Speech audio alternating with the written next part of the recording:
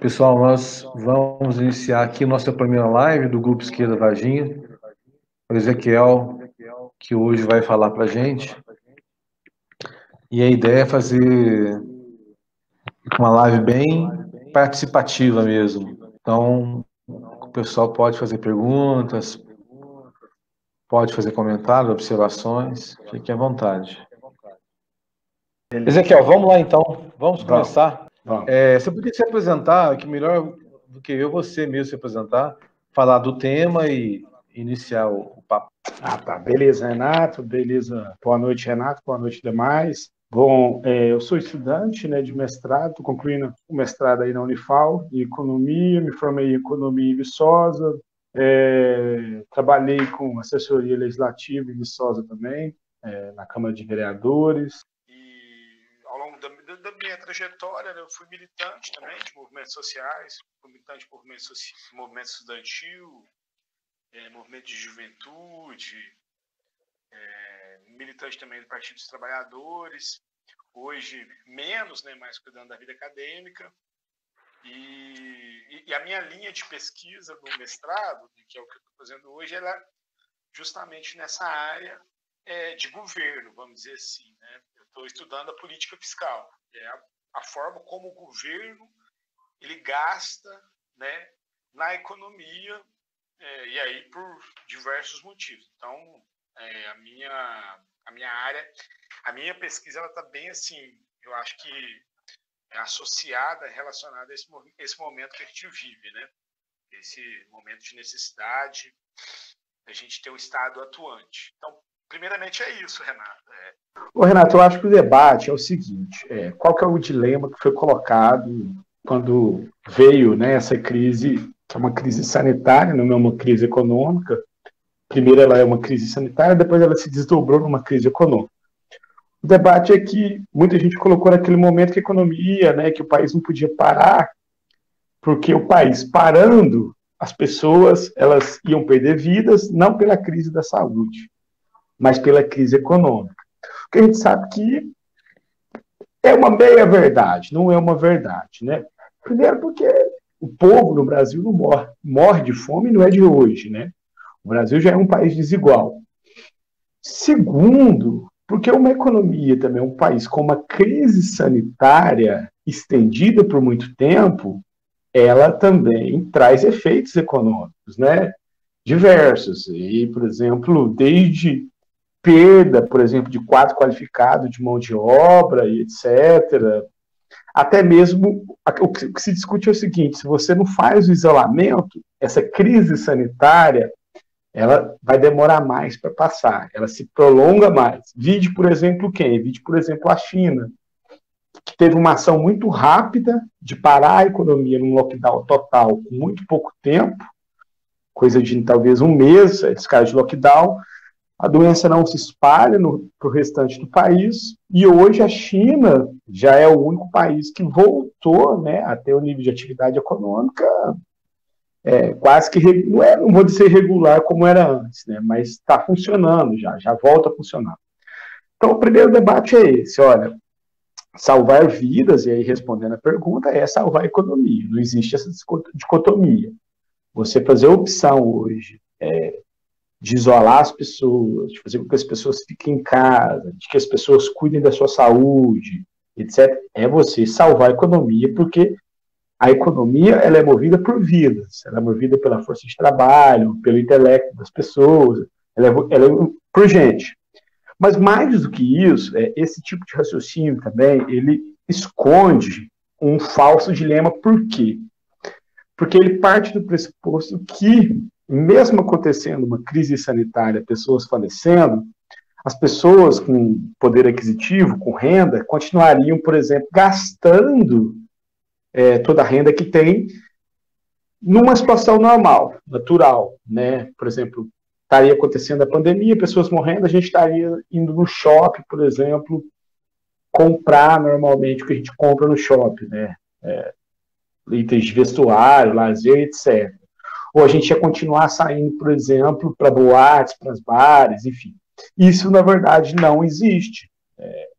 O clima, esse ambiente de incerteza, né, esse ambiente de não saber o que vai acontecer amanhã, ou no próximo mês, ou no próximo semestre, ele acaba sendo muito prejudicial para a decisão de gastar dinheiro, tanto para os empresários, que não sabendo o que vai acontecer, acabam que também não gastam, independente se faz ou não faz isolamento.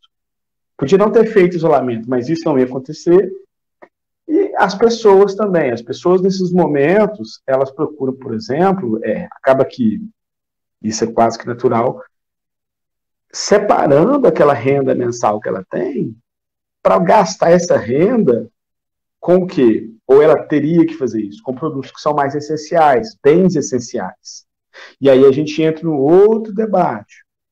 Então, assim, na economia, o que tem e o que não tem que parar, assim, necessariamente? O que para e o que não para?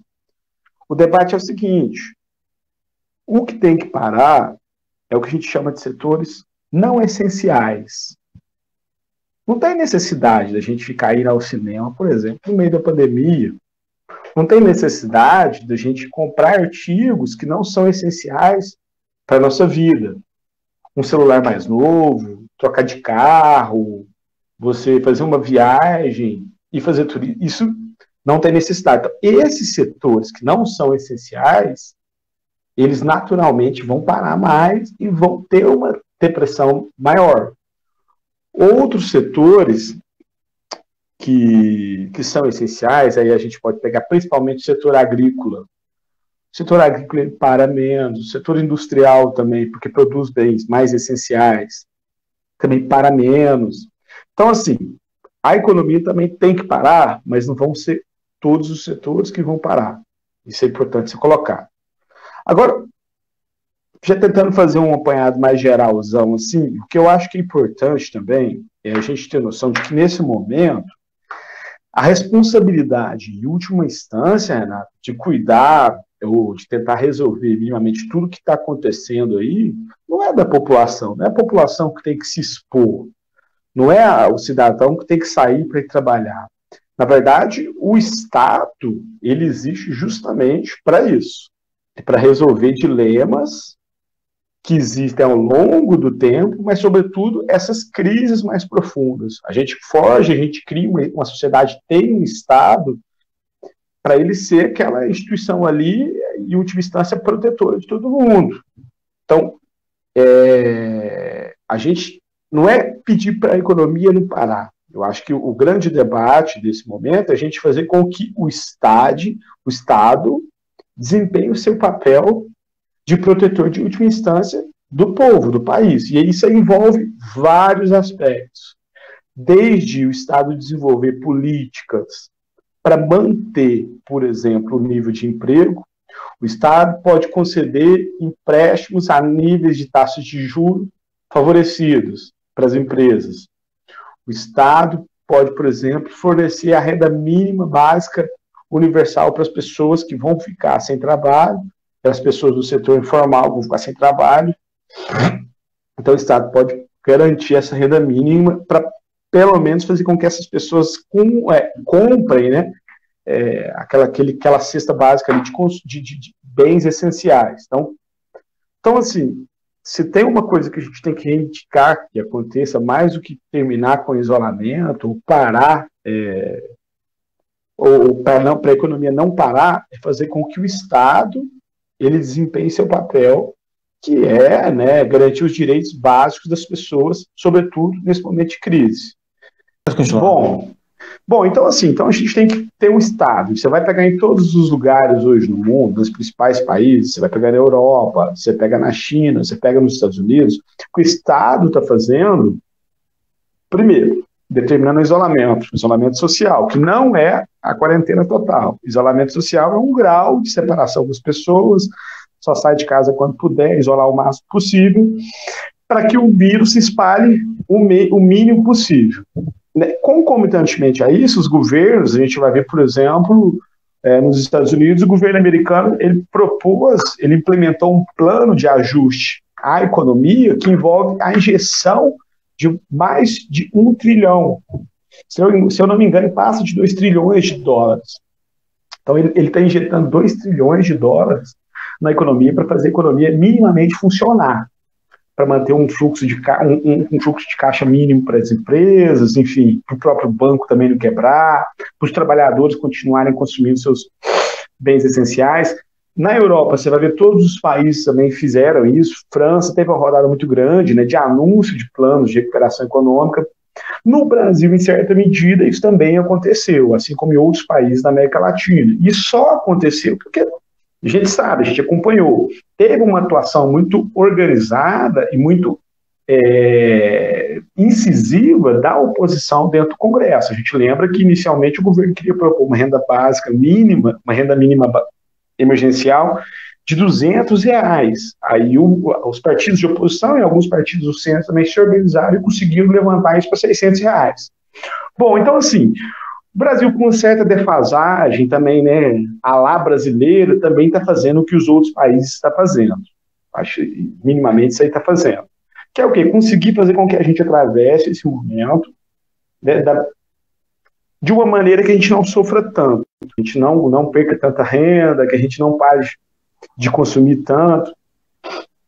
O que acontece é o seguinte, é que o que a gente está vendo no Brasil, além de não ser na mesma dimensão que os outros países estão fazendo, em termos de injeção de recursos, está acontecendo um pouco de atraso também. Os repasses estão atrasando, principalmente, eu li hoje que dos 33 bilhões prometidos pelo Tesouro de injeção no BNDES, para o BNDES jogar nas empresas, para as empresas pagarem suas folhas de pagamento, dos 33 bilhões anunciados, parece que chegou na ponta até agora só 2 bilhões.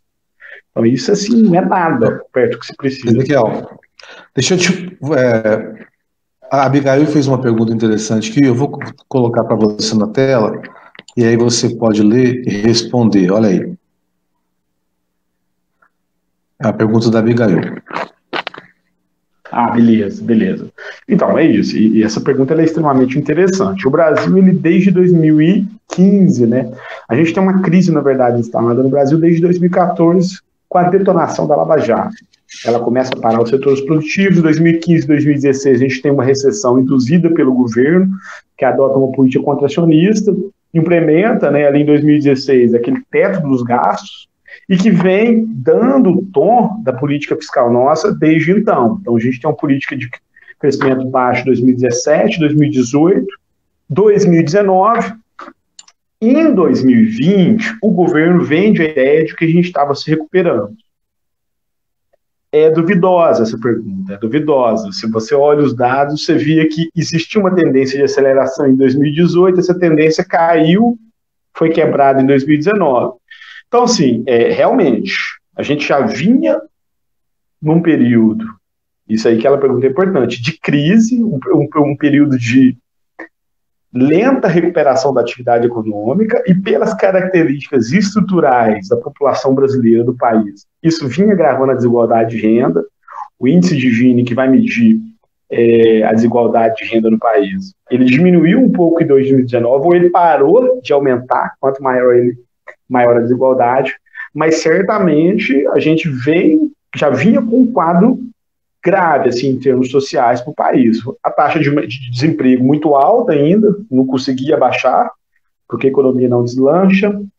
Os gastos sociais comprimidos, né, deprimidos. A gente, antes da pandemia chegar, o plano do governo era mais ou menos tirar mais ou menos, se eu não me engano, eu acho que o que foi anunciado era mais ou menos 11 famílias ou 10 milhões de famílias do programa Bolsa Família. Então, você já tinha essa política de arroxo, naturalmente já vinha produzindo problemas para o país, eu acho. E a pandemia, ela vem e aprofunda isso.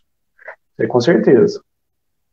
Deixa eu te colocar uma outra questão também que eu acho muito interessante, que pouca gente a mídia em geral não está discutindo. A gente eles citam exemplos, por exemplo, de países, mas são países minúsculos em relação ao Brasil, que nem de longe tem a dimensão continental do país. Por exemplo, Nova Zelândia, como exemplo de sucesso no combate à pandemia. Além de ser um país menor, é uma ilha, então você tem ali um cercadinho, digamos, mais fácil de tratar, de combater. Outro exemplo, a Eslovênia também, que também é citada como país exemplo, etc. Só que a gente está falando do Brasil, que tem 20 e tantos estados, e cada um com a sua dinâmica, cada um com as suas distâncias, cada um com a sua cultura, cada um com o seu hábito alimentar, cada um com um governo, com uma orientação ideológica diferente, cada um com orçamento diferente. Isso é aumentado pela ausência do governo federal como equalizador, como regulador dessas políticas que seriam na sua dimensão nacional, né? Que é o papel dele, que ele não faz. Então, na minha opinião, acho que a gente vai ter diversos momentos dessa pandemia. Cada estado vai ter um histórico de início, de pico, de fim. Isso não está sendo tratado, em geral, pelo governo, pela mídia e também, menos grau, pelos cientistas. Então, eu devo te colocar assim, como é que, se você já pensou essas situações, na tua opinião, como é que essas lógicas estaduais, regionais vão acontecer, se encontrar, ou na perspectiva de início, pico e fim dessa pandemia? Entendi. Tá, vamos. Primeiro é muito o que você falou mesmo, né? Eu acho que são coisas assim que não dão para comparar. E aí, não só pelo tamanho, do ponto de vista quantitativo, mas pela diversidade mesmo que o país, principalmente o Brasil, apresenta em relação aos outros países. O Brasil é de uma extensão enorme, o Brasil é de uma desigualdade regional, e não só social, mas regional muito grande. Enfim, são questões assim bem distintas assim. E aí é uma desigualdade também de equipamento público muito grande assim, regional no Brasil, isso é muito nítido. Então, essa é uma questão, não dá para comparar. E até eu acho que a Nova Zelândia, ela é um dos casos assim, de sucesso, né? Parece que aquela premier lá a gente nunca teve um primeiro-ministro na Nova Zelândia tão bem avaliado como tem agora. Mas lá parece que também não foi essa política, sabe, que foi adotada aqui no Brasil, essa política negacionista, né? Essa coisa de negar a pandemia e etc.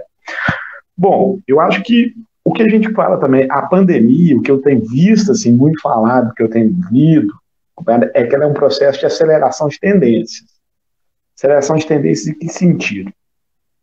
De coisas que já estavam acontecendo, vão acontecer com mais rapidez. Por exemplo, acho que a mais óbvia delas, já se existia no mundo acadêmico e econômico a discussão da hegemonia chinesa, nessa nova ordem capitalista. Acho que a pandemia ela vem acelerar isso. Sabe, essa guerra econômica, geopolítica entre Estados Unidos e China, mas com um desenho diferente, né, formatado sobre a hegemonia da China. Então, isso se acelerou.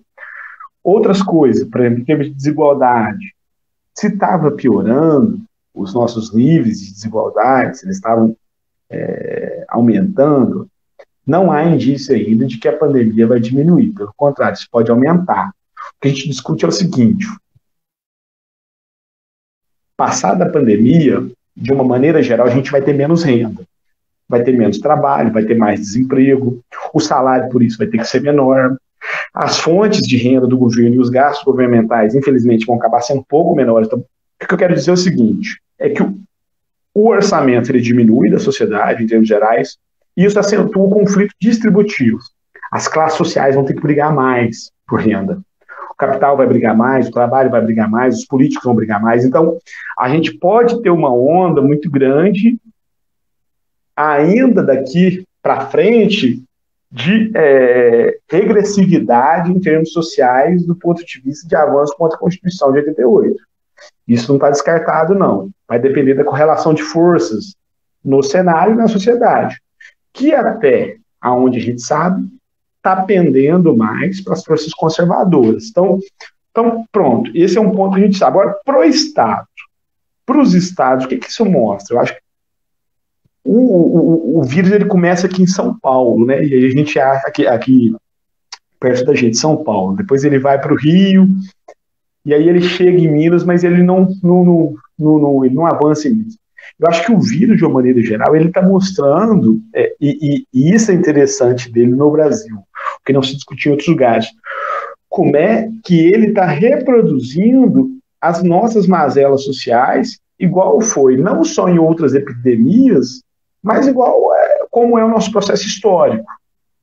A gente tem um quadro mais crônico aqui no Sudeste, mas porque aqui a população e a integração mundial, por exemplo, de São Paulo é maior, o fluxo de pessoas, a porta de entrada dele foi os aeroportos, mas o bicho começa a pegar no Nordeste e no Norte, onde a gente tem menos equipamentos, onde a gente tem menos pessoas na área de saúde, onde a gente tem menos investimentos, onde a gente tem menos gastos nessas áreas sociais, onde a gente tem um Estado menos equipado para combater a epidemia. Então, assim, o primeiro debate é esse. Eu acho que o vírus ele escancara mais uma vez essa desigualdade regional.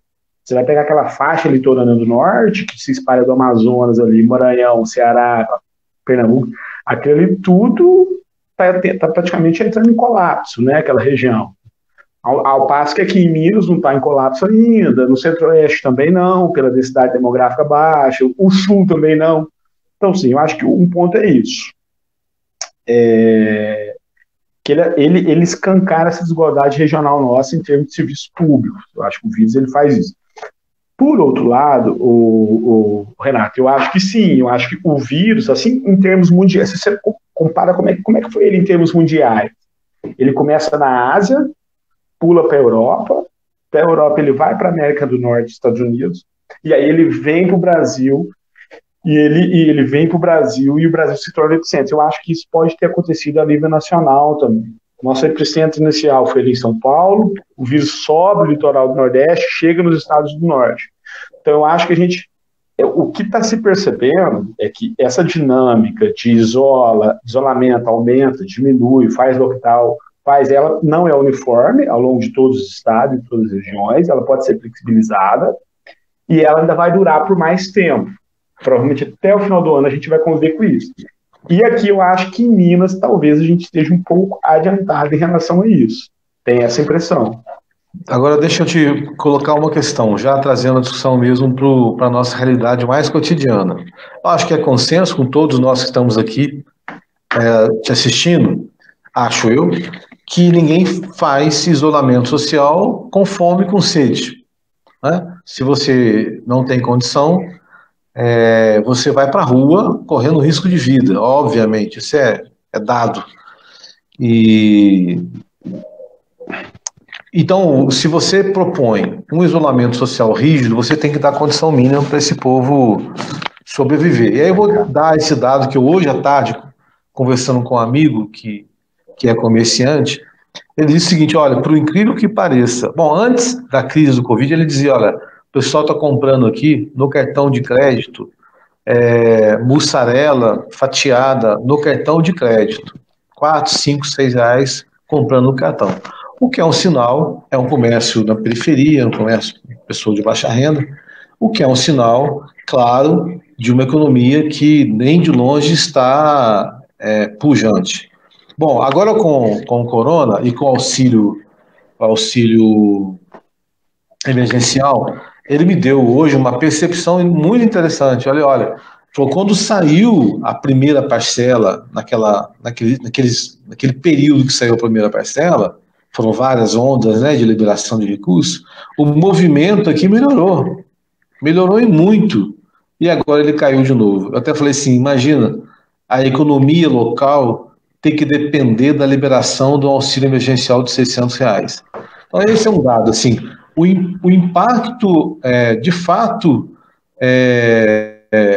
amplo, né, molecular, digamos assim, individual, né, local, nas economias. O quanto isso está colocando o desafio mais do que o comércio, porque essa é uma questão, né, o desafio do comércio, da sobrevivência das pequenas e microempresas, mas mais do que isso, a sobrevivência humana, do ser humano, da família. Então, como é que a gente discute isso? Como é que a gente olha esse imbróglio de sobrevivência vital, por um lado, para os seres humanos individuais, né? Mas, por outro lado, também para as empresas, e não só pequenas e médias empresas. Ele até comentou comigo, olha, você ficou sabendo aquele chão de fogo que chama aquela rede de churrascarias, né, de alto padrão, demitiram 470, Aqui em Varginha teve empresas que demitiram, outras diminuíram o salário, e não tem uma perspectiva de melhora, porque a gente não sabe se essa pandemia vai durar mais 2, 3, 4 ou 8 meses. Então, como é que a gente olha isso, Ezequiel? Como é que a gente tenta olhar isso com um olhar analítico e, claro, propositivo, né? Porque só dizer que está ruim não é o nosso papel, né? O nosso papel é pensar e refletir, e mais do que constatação, a constatação do óbvio que está aí nas ruas no dia a dia. Certo. Renato, a primeira coisa é a gente tem que ter claro que esse auxílio, ele, primeiro, duas coisas, o valor é baixo, não é um valor alto. R$600 você não compra, dependendo da família, você não compra uma cesta básica, né, adequada para as necessidades humanas, você não compra. Tá, esse é um ponto. Segundo, o Renato, você tem que estar claro hoje também para o governo de que esse auxílio não tem que durar só 3 meses. Na verdade, já começa a ser feito esse debate dentro do governo. No entanto, o Guedes falou, nós podemos estender o auxílio, só que de 600 ele cai para 200. R$200 é 3 botijão de gás, você não compra nada com isso, praticamente. Então, assim, um ponto é isso, olha, a política, essa política que a gente chama de política anticíclica, o produto vai cair, as vendas vão cair, a renda vai cair, para evitar essa queda, o governo joga dinheiro na população para fazer com que a queda seja menor, é o que a gente chama de mecanismo amortecedor, entendeu? É uma política anticíclica, vamos diminuir isso, né, para não ser tão pesado o tombo. Isso tem que continuar mesmo. Por quê? Porque o movimento natural agora é as pessoas consumirem menos. A gente tem um negócio que a gente chama propensão a consumir. Propensão a consumir é o quê? O quanto da sua renda você consome. Em média, as populações de baixa renda, elas vão consumir mais ou menos assim 80% a 70% da renda. Se você ganha R$1.000, R$800, até mais, na verdade. Estou dando um dado até otimista. Nesses momentos de crise, a renda diminui. Se eu tinha 1.000 e consumi 800, eu vou ter 600, eu vou ter que consumir até mais de 600. Mas eu não queria estar consumindo mais. Quer dizer isso. O consumo ele vai cair. Agora, é importante para o gestor público, principalmente, ou para a prefeitura, para quem pensa em desenvolvimento regional, separar o que realmente não tem necessidade de funcionar e, infelizmente, os empresários vão ter que encontrar alguma coisa criativa, fora da caixinha, para continuar sobrevivendo, mas, antes de tudo, o governo ele é importantíssimo o governo continuar dando base de sustentação para essas firmas continuarem existindo. Isso é extremamente importante. As firmas elas não podem parar de funcionar. A gente não pode perder capacidade produtiva, porque no momento seguinte, quando a gente for recuperar, com firma fechada, a gente não recupera. A gente perde aprendizado, perde um tanto de coisa. Agora, no entanto, é ilusão. É ilusão achar que o nível de consumo... Eu falei, olha, Varginha vai querer abrir o comércio. Num primeiro momento, eu até acho que vai ter aquele boom de consumo mesmo. Isso, inclusive, é um grande debate dos planos de estabilização da inflação. Estabilizava a inflação, as pessoas iam lá e consumiam, que tanto de novo a inflação subia. A ideia agora é isso também. Pegou os R$600, todo mundo vai e consome, porque as pessoas não têm consciência, não têm educação financeira suficiente, isso aí é natural que ele tenha mesmo, para saber que tem que poupar essa renda para ela ser gasta ao longo do mês. Isso não acontece. Então, assim, Renato, eu acho que, olha, são 2 pontos. É preciso políticas de demanda. O que são políticas de demanda? Fazer com que as pessoas continuem consumindo, pelo menos que seja o mínimo possível, para não quebrar a padaria, para não quebrar aquele supermercadinho do bairro, para não quebrar, sabe, os serviços essenciais para a população, eles não podem quebrar. Então, uma política de demanda, essa política de demanda hoje é o auxílio emergencial, ele tem que continuar existindo, tem que ser permanente, e eu não acho que a gente tem condições de fazer com que ele deixe de existir até o final do ano. E eu digo isso, Renato, por quê? Porque a economia funcionando para o governo é bom. Ele é bom. Então, a gente consumindo parte desse auxílio emergencial que eu gasto, ele volta para o governo em forma de receita tributária que ele arrecada. Se eu não tiver o auxílio, eu não vou consumir. Não vai ter receita para o governo, então arrecadar. Então, e além dessa política de demanda, tem que ter a política de oferta permanente. O que é de oferta? O governo garantir que a oferta continue existindo. O que é a oferta? É o conjunto de empresas produtoras de bens, que fabricam bens e que prestam serviços para a sociedade, mas principalmente essenciais, serviços e bens essenciais, elas têm que continuar funcionando. O governo tentou fazer isso. Esse dinheiro que eu te falei, era 33 bilhões que o Tesouro ia liberar. Qual que era a funcionalidade desses 33 bilhões? Que o governo falou, olha, eu vou fazer o seguinte, quem não tiver condição de segurar o empregado, quem não tiver condição de segurar o empregado, pode demitir que a gente vai pagar a multa conjuntamente. O governo vai assumir uma parte dessa multa e o sujeito fica no seguro-desemprego, depois, quando a economia voltar, se recontrata ele. E o governo deu uma outra alternativa, falou, olha, quem não quiser mandar embora, quer continuar com o funcionário, a gente vai fornecer um juros subsidiado, que é um juros oferecido pelo BNDES, e aí vai ser através do Banco do Brasil e da Caixa, principalmente, a taxa de juros de 3%, que é a taxa de juros básica hoje da economia, Selic. Então, ó, se você quer continuar funcionando, mas está sem faturamento porque não está vendendo, você pode pegar emprestado. A gente empresta a essa taxa de juros, é o Pronampe. Mas você não pode mandar ninguém embora. Agora, a grande questão disso é o seguinte, qual que é o grande desafio da política de oferta, Renato? Eu posso fornecer a liquidez ali, o fluxo de caixa para a empresa através dessa política de emprestar, ou também de compartilhar ali o ônus da demissão, eu posso fazer isso.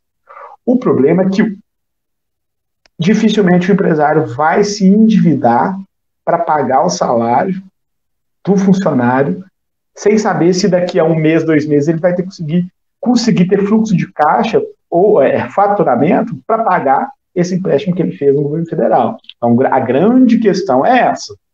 Então, e aí, por que a gente volta, então, para o debate anterior, que é o quê? O governo, ele não parar de gastar, ele não parar de botar dinheiro na economia. E aí eu não acho que é só através do auxílio emergencial, não.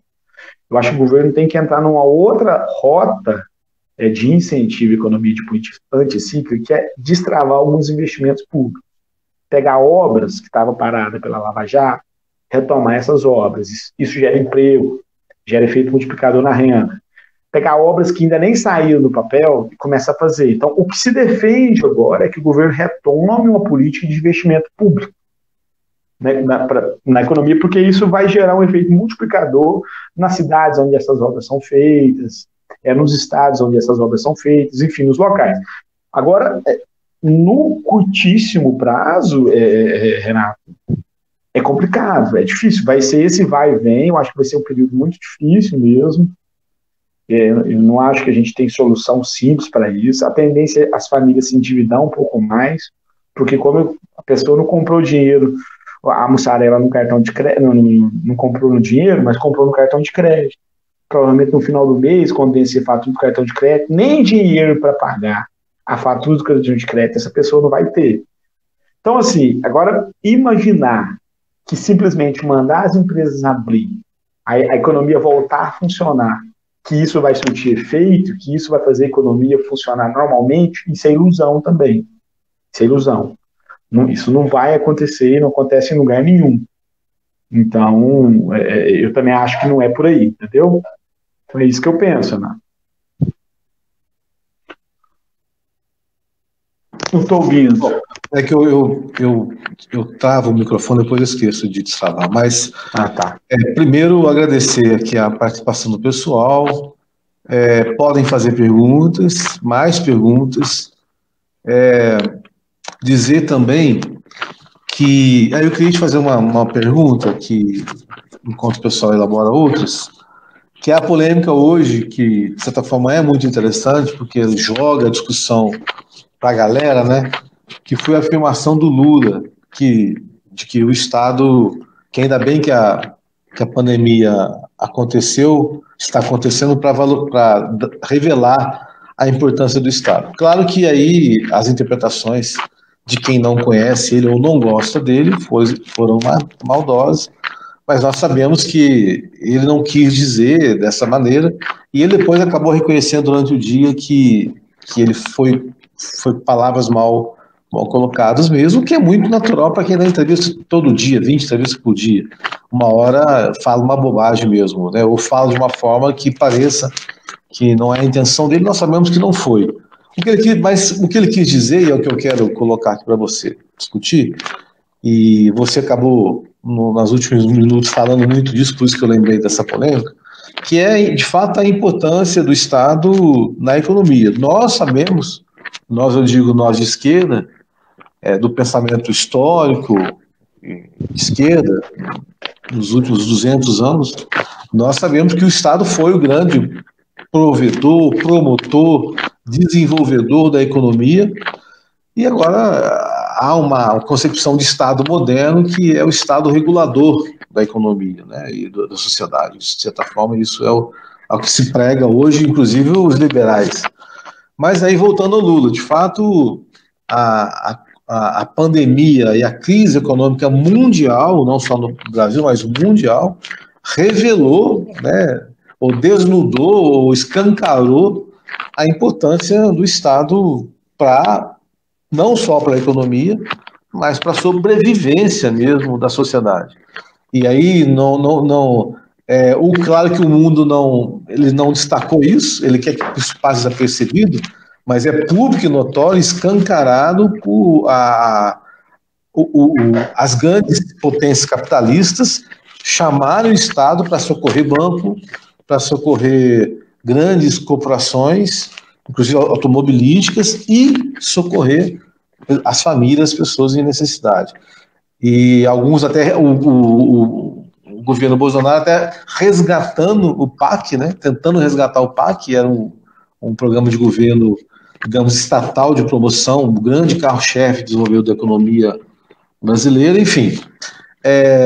Como é que a gente trata isso agora? Assim, qual que é a perspectiva? Como é que você vê se vai haver realmente uma ressignificação do papel do Estado para a economia brasileira mundial? Ou você acha que isso, olha, eles vão usar e abusar do Estado nesse momento e depois que não precisarem mais, eles vão voltar com o discurso neoliberal? Beleza, muito bom, muito bom. Renato, eu acho que a gente tem que, eu gosto de pensar o Estado assim, numa perspectiva bem histórica, né? E aí, se a gente vai para a história, a gente tem uma crise, né? E a gente, você falou para não usar termos técnicos, mas é a crise do Estado keynesiano. A crise do Estado keynesiano é a data da década de 70. Ela vai do pós-guerra à década de 70, a partir da década de 70, com os dois choques do petróleo, enfim, com o choque de juros ali dos Estados Unidos em 89, em 79, 80, a gente tem a partir da década de 80 uma reformulação. É quando o neoliberalismo se espalha pelo mundo, a partir da década de 80, chega nos países emergentes na década de 90, no Brasil chega com Collor, né, ali em 90, e a gente desde então nunca conseguiu se desvencilhar dessa concepção de Estado mínimo para moderado. Mesmo com o PT a gente não conseguiu romper isso, não conseguiu. O que o PT conseguiu fazer, o que o Lula conseguiu fazer foi coisas na margem, reformas na margem, programa Bolsa Família, o PAC, mas não conseguiu mudar a estrutura do Estado e a estrutura da sociedade. Então esse é o primeiro ponto. Bom, a gente chega na crise com o Estado um pouco, inclusive, pior do que aquele Estado que a gente tinha na época do governo do PT. Eu acho que a gente hoje tem um Estado já nível hard em termos de neoliberalismo. O que eu acho? Eu sou muito cético, né? Eu sou cético. Sou muito cético em relação a esse tipo de argumento, de achar que agora a gente vai ser mais altruísta e de que, naturalmente, o Estado vai ser ressignificado e a sua importância agora vai ser identificada por todo mundo. Eu acho que não. Eu acho que isso não está dado. Eu acho que depende da correlação de forças na sociedade. Acho que depende do que a gente conseguir produzir em termos de acúmulo enquanto base social organizada para disputar as coisas na sociedade. Eu comecei falando naquela hora, assim, né? Eu acho que agora o que vai acontecer é isso. O cobertor vai ficar curto para todo mundo, para pobre, para rico, para Estado, para trabalhador e para empresário, e a gente vai ter um assentamento, um agravamento, um acirramento do conflito distributivo. Exemplo, o auxílio emergencial travou, demorou demais para sair. O auxílio emergencial dos bancos saiu no estado de dedos. Você está entendendo? Então, assim, já para pequenas e médias empresas, que é o dinheiro que eu estou falando que ia sair do Tesouro, ia para o BNDES, já travou, mas para o banco ele vai. Então, assim, dinheiro para o auxílio para manter ele não tem. Agora, o Guedes soltou uma entrevista hoje falando o quê? Que se for preciso, o governo vai se tornar sócio das empresas aéreas no Brasil para evitar o colapso do sistema aéreo. Porque esse ramo de aviação, ele vai ser um dos mais prejudicados por essa crise de maneira geral. Então, assim, nós temos hoje um Estado que ele é ocupado pela tecnocracia neoliberal. Isso aí a gente tem que ter claro. Talvez na sociedade a gente tenha alguma melhora em termos de percepção da importância do Estado, principalmente do serviço público de saúde. Mas eu, particularmente, sou muito cético em relação a isso. Eu acho que eu não sei se isso efetivamente vai acontecer. Para nós, que estamos aí na disputa e fazendo a disputa de narrativas, a gente ganha um argumento, a gente ganha um elemento nessa guerra de narrativas, que é o quê? Falar, olha, quem que segurou a economia, tanto na sua crise sanitária quanto na sua crise econômica, foi o Estado. Né? Foi esse Estado interventor, foi o Estado injetando, enfim, intervindo na economia. Mas, de toda forma, eu acho que a gente não tem elementos assim para falar que a gente vai ter uma mudança nisso, não. A gente, se você perceber, por exemplo, o debate econômico, é o que se coloca já que a agenda pós-pandemia é dobrar a aposta nas reformas estruturantes. As reformas estruturantes são o quê? São as privatizações, é a manutenção do superávit primário, é o corte de gastos, é a abertura da economia, a desregulamentação do mercado de trabalho. Então, essas tendências parecem se acentuar. Eu não acho que a gente tende a ter uma mudança aqui agora, não.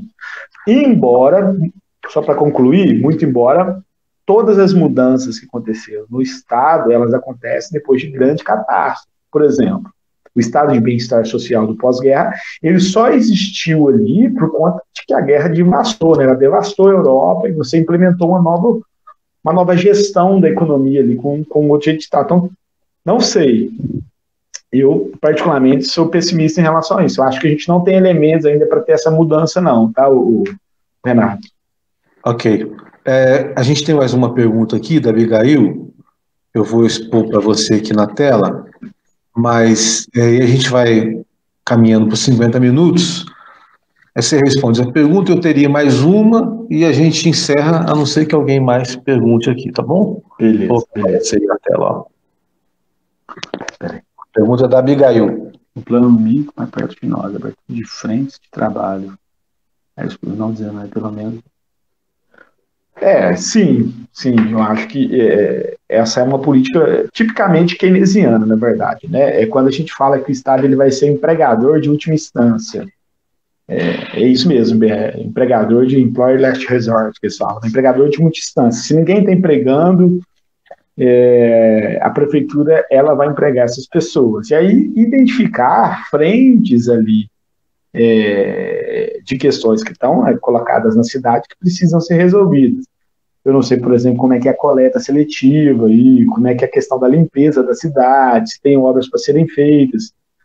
Mas o que se debate é isso, é que, às vezes, essas iniciativas de empregador de última instância, elas sejam interessantes. Agora, o que está colocado isso é legal, é interessante. No entanto, os municípios têm muito pouca autonomia para manipular seu orçamento. E eu não acho que isso seja viável. A maior parte dos orçamentos dos municípios ela é indexada, é tudo engessada. E a maior parte dos tributos recolhidos nos municípios, eles vão para o governo federal e depois eles voltam, depois através do Fundo de Participação dos Municípios. Então, o município ele tem muito pouca autonomia para fazer esse tipo de atividade, a não ser que haja alguma mudança na legislação em termos disso. Agora, sim, a grande questão disso é o seguinte, e aí é o que se discute também, é que a gente vai ter um problema de receita muito grande também municipal. E aí a gente volta para o problema do governo federal. A grande parte dos tributos, né, da receita tributária, ela é concentrada no governo federal no Brasil. Então, o dinheiro ele é arrecadado aqui na ponta, ele volta para o governo, ele vai para o governo federal, depois ele volta para o estado e depois ele vem para o município. Isso tira a autonomia do município de fazer esse tipo de política. O que está se discutindo é o seguinte, é que como a atividade nos municípios e nos estados, ela vai perder dinâmica, os estados e municípios e o governo federal vai arrecadar menos, provavelmente a gente vai ter uma crise fiscal nos municípios. O que se discute é o seguinte, se o governo não acelerar as medidas de gestão de liquidez na economia e aumentar o número de repasses orçamentários para os estados, já se discute isso, Renato, é que daqui a alguns meses a gente vai ter serviços básicos dos estados paralisados. E isso é muito perigoso. Serviço de segurança, guarda civil municipal, serviço de coleta de saúde. Então, assim, por um lado, há essa necessidade de você fazer isso, você está entendendo? De você pegar e fazer esses investimentos na ponta, o Estado sendo aquele empregador de última instância, mas, no entanto, a nossa realidade hoje, o Pacto Federativo no Brasil, ele é desenhado dessa forma. Os recursos são centralizados no governo federal e voltam. E como a gente vai ter uma frustração de receita muito grande, a preocupação hoje dos municípios é conseguir manter em dia a folha de pagamento. O que eu tenho acompanhado é isso. Essa é uma preocupação latente. Ok. Te falar que a Namar, nossa companheiraça Namar, né? Não é companheiraça, te mandou um elogio, que está aqui, muito boa a explicação do Ezequiel, é que aqui a gente não consegue colocar o nome das pessoas, então eu tenho que falar. A Abigail, eu acho que ela quis fazer uma reivindicação, né? Uma proposta, auxílio emergencial para estados e municípios, que de certa forma já está rolando, né? Parece que o recurso já chegou, mas houve uma divisão do bolo aí, foi aprovado pelo Senado, isso de certa forma foi encaminhado. E também aqui tem uma pergunta, pergunta não, a Ellen disse que vai fazer uma pergunta, estamos esperando a sua pergunta, tá? E tem uma pergunta também da Abigail, que é a seguinte, eu vou colocar para você aí,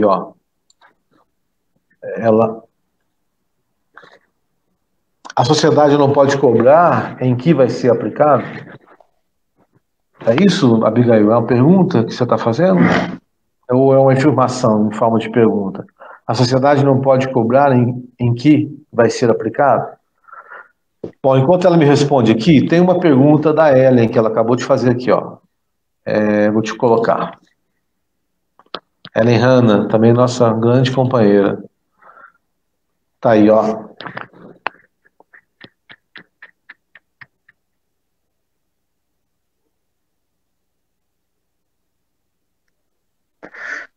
Então, entendi. Olha, eu acho pouco provável essa opção, essa alternativa da vacina não ser desenvolvida. Primeira consideração, pelo que a gente tem acompanhado, pelo que eu tenho visto, assim, na verdade, até uma corrida bem acirrada, né, uma disputa bem acirrada para quem vai anunciar a primeira vacina. De toda forma, assim, eu acho que vai existir vacina, mas vai demorar. Eu acho que a gente, antes de 1 ano e meio, dificilmente ela vai estar disponível assim, para uso em massa, para a sociedade, assim, eu acho, para a gente, sabe? Eu acho que ainda demora 1 ano a 1 ano e meio para mais. Então a gente não precisa de contar muito com a vacina, não. Eu, particularmente, acho que até a vacina sair, é difícil, eu acho que a gente ainda vai ter, assim, eu acho que mudanças em termos de consumo material, eu acho que dificilmente a gente vai ter. Eu acho que a gente vai ter um choque de cuidados pessoais, do ponto de vista, eu acho que talvez a gente possa ter um pouco mais de cuidado com a higiene, um pouco mais de cuidado com apertar a mão das pessoas, estar próximo. Eu acho que a vida tende a voltar ao normal, e aí porque as pessoas precisam que a vida volte ao normal. Acho que não vai ficar esse isolamento até a vacina sair. Acho que a gente vai voltar gradualmente ao isolamento. E tem a própria propriedade do vírus, né, que à medida que ele vai se espalhando, muitas pessoas criam anticorpos também. Porque o que a gente viu, na verdade, é isso, né? Em outros países, na China já está voltando, na Europa já está voltando, nos Estados Unidos menos ainda. Então, assim, eu acho que as pessoas que podem ter calma, no sentido de que isso não é permanente. Até o que se tem discutido é que ainda não foi identificada nenhuma possibilidade de mutação assim, do vírus. Né? Pessoas que foram identificadas, foram infectadas, ser infectadas de novo. Acho que já está bem claro isso. A China já subiu e desceu o pico. A Europa também. Então, a não ser que isso mude daqui para frente. Então, são questões assim, eu acho, olha, vai sair a vacina, vai demorar um pouco. Demora um ano e meio, mais ou menos. Até lá, como o vírus está se espalhando, muita gente está criando imunidade. Isso quer dizer, então, que o isolamento funcionou. Né? E isso é importante. Muita gente não entendeu, Renato, qual era o sentido do isolamento. Porque as pessoas acham assim, que essa doença, realmente a doença ela não é aquela coisa que te pegou e matou. O debate do isolamento é o seguinte, é evitar o colapso do sistema de saúde. Olha, se a gente puder fazer com que uma cidade, por exemplo, 50 mil pessoas, só 10 pessoas peguem Covid e precisem de usar a nossa UTI, ok. Então, para isso, a gente faz o isolamento. Agora, se nessa cidade, 50 mil pessoas, 100 pessoas pegam Covid e precisam da UTI, dessas 100, provavelmente as 70 vão morrer. Então, por quê? Colapsou o sistema de saúde. Ok. Então, assim, eu acho que é isso. Eu acho que eu acho que não precisa. Eu acho que a vida vai voltar ao normal. Sim. A gente vai voltar ao normal. Não, tranquilo. A gente tem, na verdade, são dois complementos aqui da Abigail, que agora deu para entender o que ela quis. Ela está perguntando, fez duas perguntas complementares sobre a questão do auxílio que o governo, Câmara, deputados, Senados, o Senado também fizeram grandes discussões lá para saber como é que ia ser dividido o bolo. Mas ela pergunta se a sociedade não poderia interferir, né, na forma como isso vai ser, como essa verba será distribuída. Bom, isso já foi definido pelo Congresso Nacional, pelo governo federal, os critérios. Aí ela pergunta também, complementa, ela pergunta, esse auxílio federal será só para custeio ou para investimentos também? E depois tem uma pergunta do Demétrio, que é nosso companheiro que vai participar na semana do dia 28, daquele debate sobre saúde que foi adiado. Nós estamos remarcando para o dia 28. Depois eu faço a pergunta do Demétrio. Responde, se possível, esse questionamento da Abigail. Tá. Esse auxílio federal será só para custeio ou para investimento também? O auxílio que ela está se referindo é o auxílio aos municípios? Eu não entendi. Isso. Esse auxílio, Renato, na verdade, eu não estou muito apropriado dele, não, mas se eu não me engano, é para pagar a folha de pagamento mesmo. Essa parte de investimento, isso aí acontece muito aqui por conta da lógica mesmo do orçamento brasileiro, e geralmente de iniciativa do governo federal, sabe? Investimentos públicos, né? Ou grandes obras, assim. Então, é um orçamento para custeio, que inclusive o que eu falei. Eu acho que a gente vai ter uma segunda onda aí da crise econômica, que é a crise da federação. A gente vai ter uma frustração de receita grande, as firmas vão começar a sonegar, porque não vão ter dinheiro em caixa para pagar impostos, vão ter que escolher onde usar esse recurso. A gente vai ter uma segunda onda, então, de frustração de receitas. Isso vai reverberar em incapacidade de pagar serviços básicos. A tendência é essa. Então, hoje, qual que é o grande esforço do governo federal? É convencer o governo federal a fazer o seguinte, Renato, duas coisas: se endividar, emitir dívida no mercado financeiro, título público, se endividar, pegar dinheiro, não ficar com medo de gastar, e, se for preciso, imprimir moeda. Pegar a Casa da Moeda, imprimir moeda, para que essa impressão de moeda pague essas despesas públicas. Qual que é o grande problema da impressão de moeda? Gerar inflação. Uma economia com um nível de capacidade ociosa tão grande quanto a nossa, a economia brasileira, a possibilidade de a gente gerar inflação com isso é muito pequena, é baixa, na verdade nem existe. Então a taxa de juros hoje quase 0%. Então o governo, a gente tem que fazer com que ele bote um pouco mais de dinheiro na economia, seja através de investimento ou através de endividamento, através da emissão de monetária. Mas eu acredito que é para custeio, e eu acho que esse é o grande gargalo da máquina pública mesmo.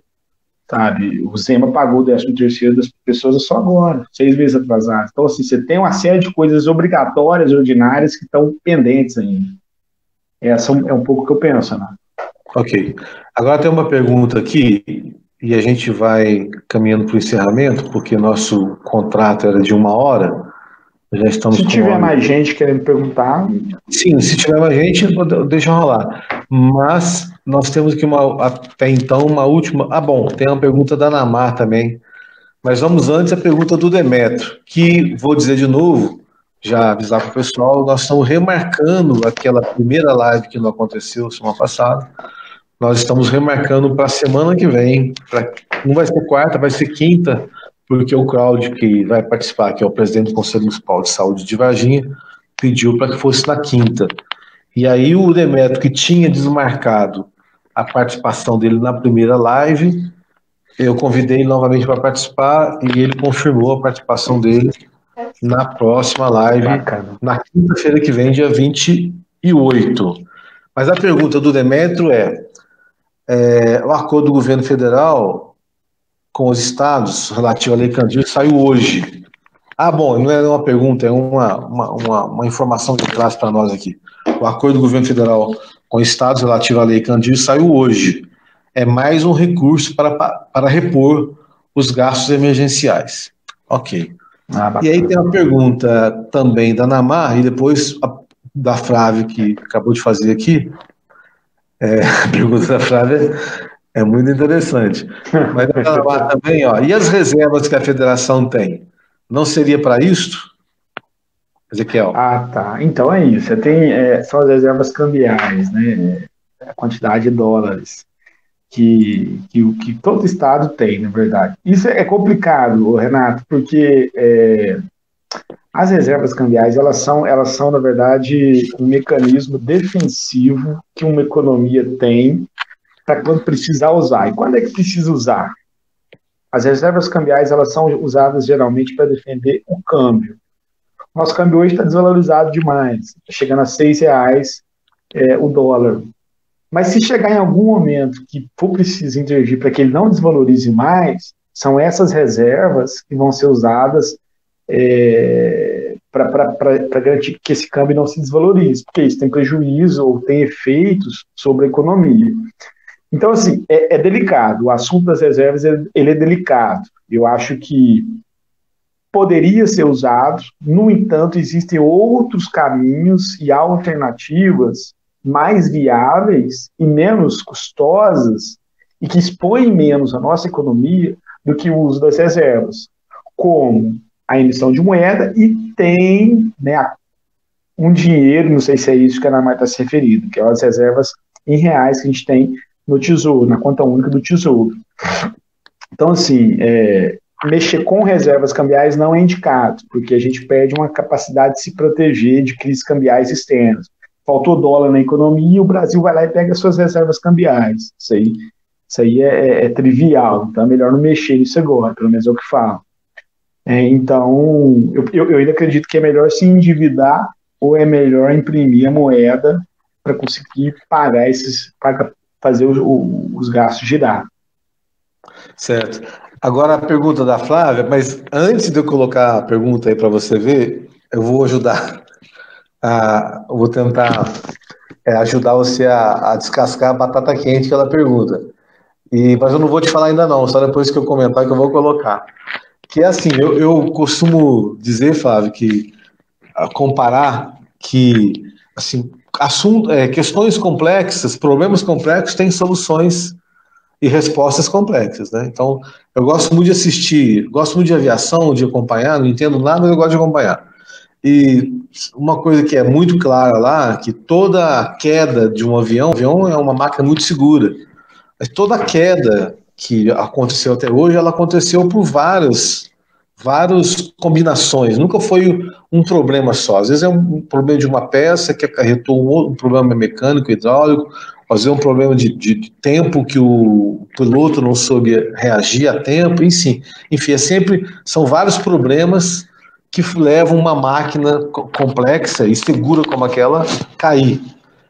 E agora eu vou colocar para você a pergunta, dito isso, colocar para você a pergunta da Flávia, para você responder, que é essa aí, ó. Ah, então eu acho. Achei que era mais complexo, mas ela é complexa. Eu, na verdade, eu acho que não cai. Acho que não cai. Há 2 meses atrás, quando começou a pandemia, eu achava que caía fácil. Na verdade, é porque eu não estava sacando muito bem o jogo. Mas hoje, depois de tanta paulada que ele tomou, assim, de tanta coisa que aconteceu ao longo do jogo, e aí, como você disse, né? Toda queda é um evento complexo. Para ele acontecer, é uma combinação de fatores que tem que existir para que isso aconteça. E eu acho, assim, que hoje, por mais que exista uma série de desgastes aí colocados hoje para o governo federal, não está dado que o Bolsonaro cai, não. Não acho que está dado. E eu acho que a principal variável, o principal elemento disso aí, e aí é o que o professor da Fundação Getúlio Vargas colocou, é o tal do risco Mourão. Risco Mourão. Você tem um centrão fisiologista da política ali no Congresso que prefere um presidente enfraquecido, fazendo a merda que faz, indo contra a opinião pública e se queimando até 2022, que é o que o Bolsonaro está fazendo, do que você ter um vice-presidente que é um militar legítimo, que é íntegro, assim, né? Não é igual o Bolsonaro envolvido com milícias, e que vai ser uma incógnita para o sistema político, no meio de uma eleição municipal que vai acontecer neste ano, no próximo, em que a torneira precisa estar aberta, de recursos para o sistema político. Então, eu acho que a grande questão em torno da queda ou não do Bolsonaro é o after, né? E aí, depois do Bolsonaro? O centro da política não engole o Sérgio Moro também, né? Porque foi o grande algoz foi o cara que produziu a maior sangria, vamos assim dizer, no sistema político, né? Eu acho que foi o cara que produziu a maior crise política, né, na política brasileira, desde que a gente se tornou a república, se eu não me engano. Então, assim, eu particularmente acho que deveria cair, tenho lá minhas dúvidas também, acho que nós estamos num jogo hoje, assim, eu acho que o melhor cenário é talvez a gente cair, mas em uma nova eleição. Mas eu acho que é difícil ele cair, sabe? Eu acho difícil. Eu vou nessa linha também, Flávio. É um evento complexo de acontecer, mas acredito que nós estejamos a caminho. Dessa possibilidade vem se construindo, né? Eu acho que é desde antes da posse dele com a fuga, digamos assim, né, dos médicos cubanos, que o governo nem começou, ele já fez um estrago muito grande no país, né? E depois as tantas bizarrices e absurdos cotidianas, né, que ele, os filhos dele e os seus aliados têm feito. Enfim, o país vai chegando no momento em que isso vai saturando. É claro que vem os contrapesos, né? Você tem, por exemplo, o presidente da Câmara, Rodrigo Maia, que, com a razão dele, eu não vou dizer que ele esteja totalmente errado. Ele acha que o momento não é oportuno, porque isso pode causar mais instabilidade ainda, mais crise econômica, mais crise política num momento delicado do país. Então você tem aí um chão histórico econômico por trás, né, que tem que ser avaliado.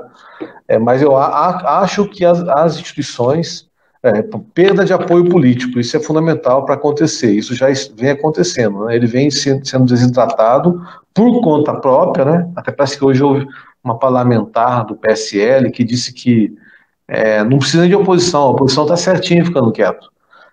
O próprio governo está se desfazendo, né, por erros próprios dele, né? Então há uma desidratação política e ideológica do governo, há um desgaste, né, com as instituições de forma geral, há uma economia em franco decadência, né, agravado pelo problema do coronavírus, há por parte dos setores da sociedade, empresários, setores importantes da economia que eram apoiadores do Bolsonaro, de certa forma continuam apoiando, mas assim, com uma tendência, né, a ficarem insatisfeitos, assim, uma série de variáveis aí que, se combinadas no momento certo, o avião cai.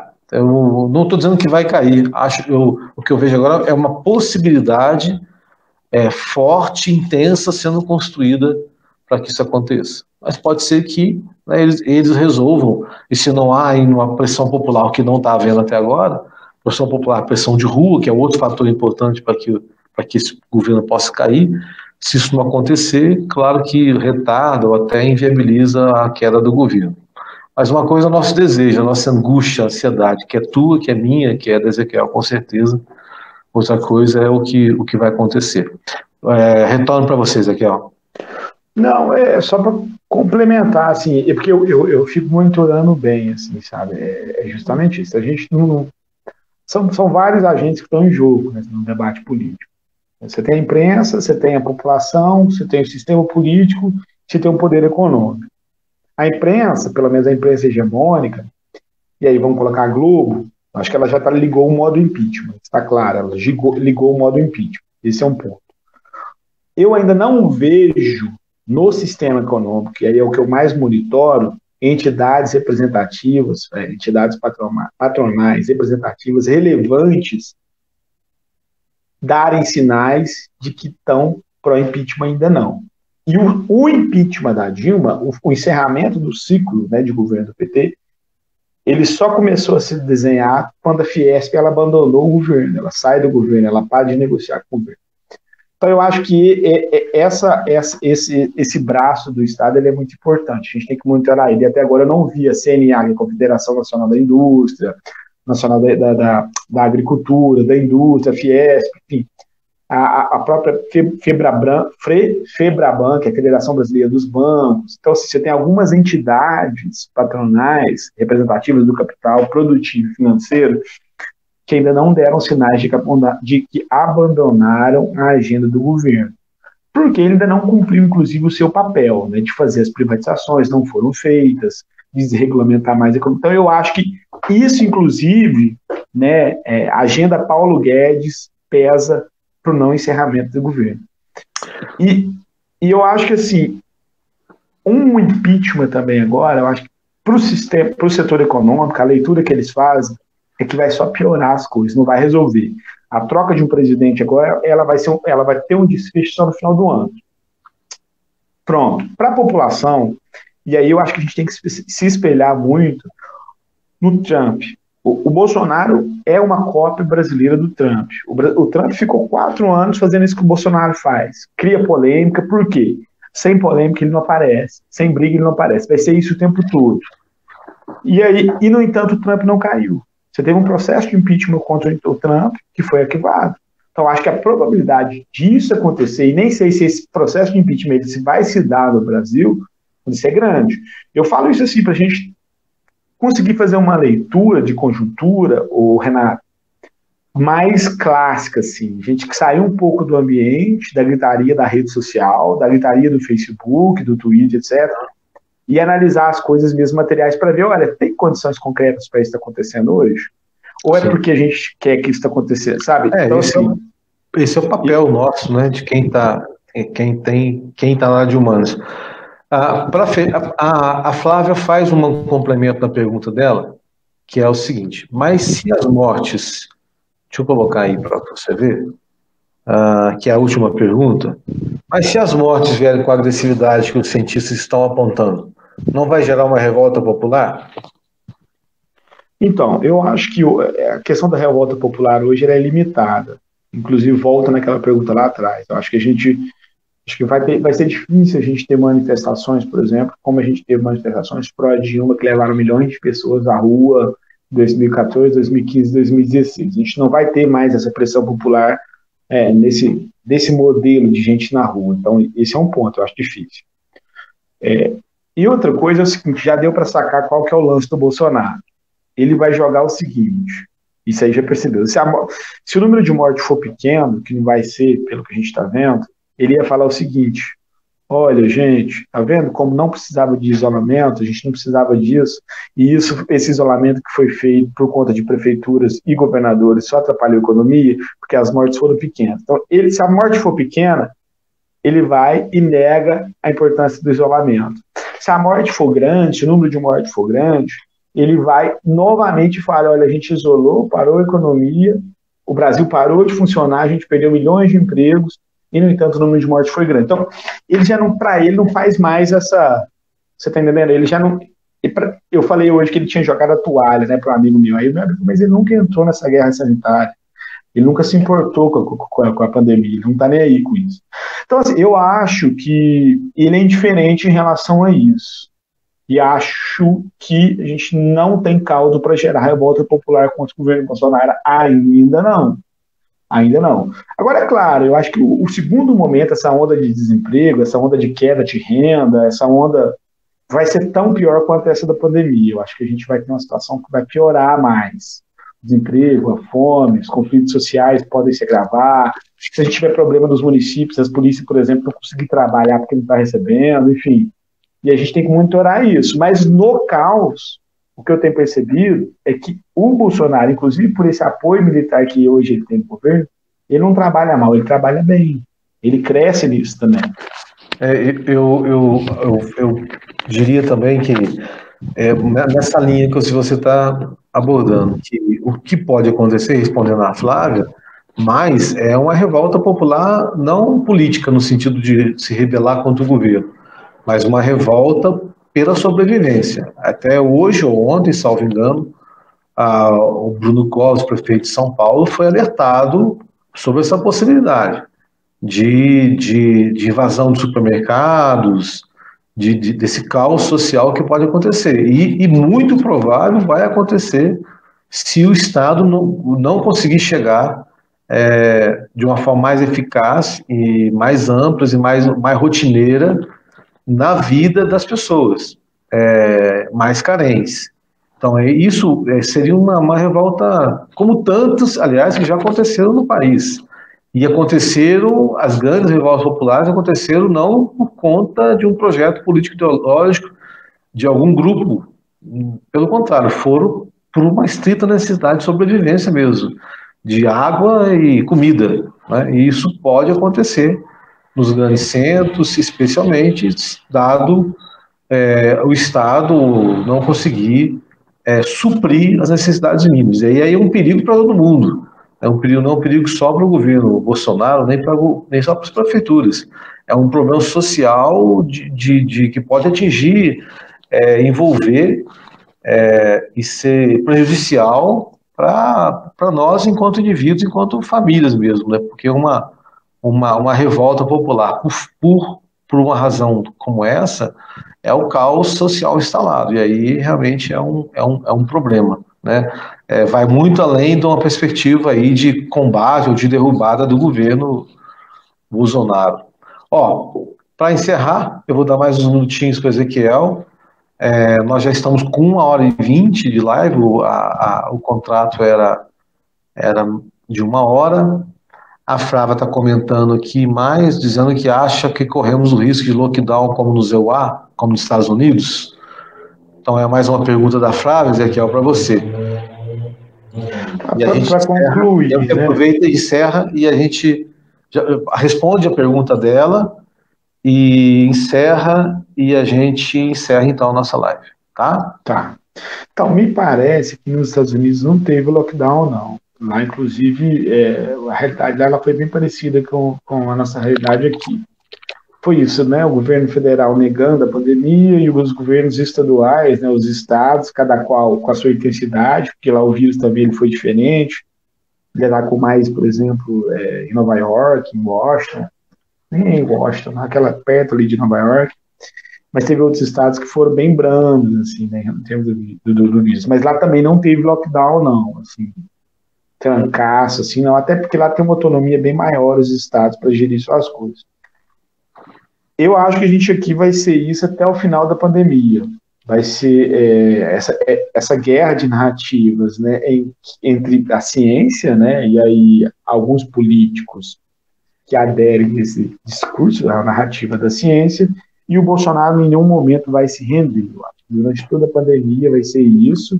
Ele está com um discurso chamado nesse sentido, para quando a pandemia ela relaxa, para quando a pandemia abrandar, né, para nossa curva, quando a nossa curva de casos ela estiver caindo, ela estiver lá embaixo, ele vai preparar esse discurso. Olha, falar, olha, tá vendo?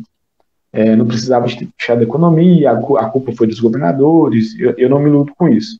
Mas eu não acho que a gente vai ter um lockdown assim.